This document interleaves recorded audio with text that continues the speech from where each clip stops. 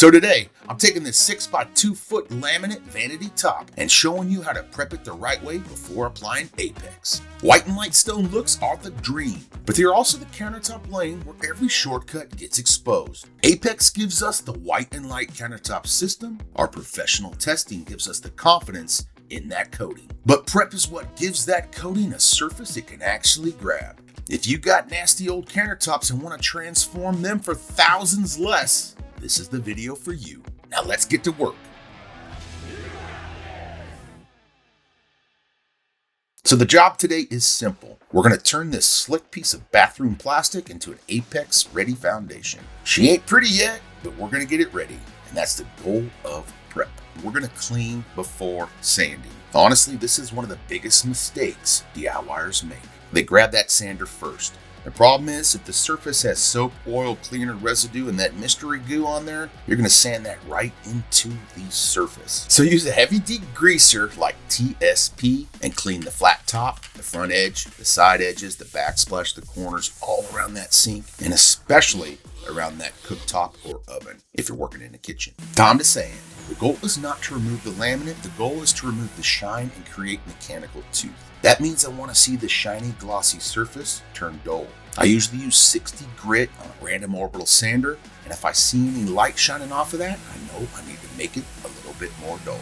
And we're going to sand the entire surface, edges, backsplash, everywhere. And your edges are where lazy prep goes to confess. This is where your hands hit, the chairs hit, your water sits, and the coating gets tested first. If Apex is going to touch it, you're going to want to prep it that you decided to skip. All right, repair time. We're looking for chips, seams, screw holes, dings, gouges, bad corners, or damage around that sink.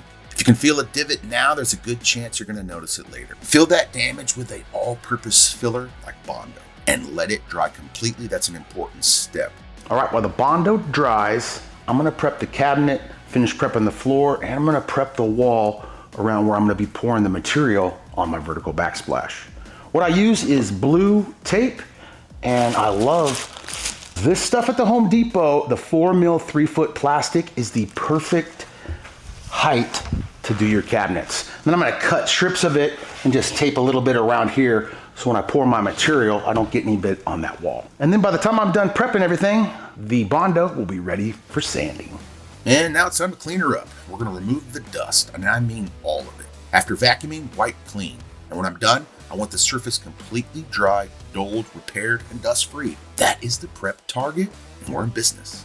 And don't forget to check level, guys. Apex self-levels just like epoxy, and gravity does not care about your remodeling budget. Under Apex, I use our Apex Polyfuse Countertop Primer. It's a 2-in-1 bonding primer and undercoat specifically formulated for Apex. When I apply Polyfuse, I'm looking for thin, even coverage. No puddles, no heavy ridges, no big wet buildup in the corners or where the backsplash meets the counter. Use your brush on the edges and tight areas so you don't miss any spots a roller cannot reach. Then use your roller on the flat areas nice and even. You definitely want to make sure to get our Polyfuse primer underneath that edge. On the side edges, when you attach laminate edge, the laminate won't wrap underneath that edge, so it's less important. But just make a good habit of applying your Polyfuse at the bottom of all your edges. All right, guys, I'm gonna let this dry a good hour, maybe hour and a half before the second coat. It'll be just as thin, but it's very important. This is the most important step when going over old existing countertops with Apex.